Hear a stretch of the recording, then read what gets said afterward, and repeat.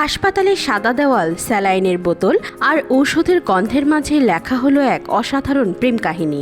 জীবনের মোড় ঘুরিয়ে দেওয়া দুর্ঘটনাও থামাতে পারেনি আনন্দ সাহা ও অমৃত সরকারের সম্পর্কের যাত্রা। ভাঙা হাত পা, অসহায় শয্যাশায়ী অবস্থায় কনের কপালে পড়ালেন সিঁদুর। হাসপাতালের কেবিন যেন হয়ে উঠল বিয়ের মণ্ডপ।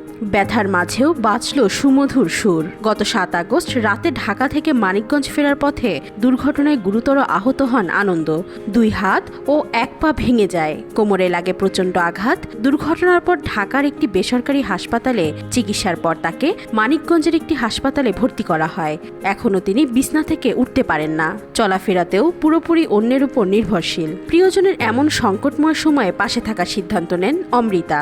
তাই দুই পরিবারের আলোচনায় বিয়ের আয়োজন এগিয়ে আনা হয়। গত বৃহস্পতিবার রাতে মানিকগঞ্জ শহরের ওই বেসরকারি হাসপাতালের হলরুমেই সম্পন্ন হয় তাদের বিয়ের আনুষ্ঠানিকতা।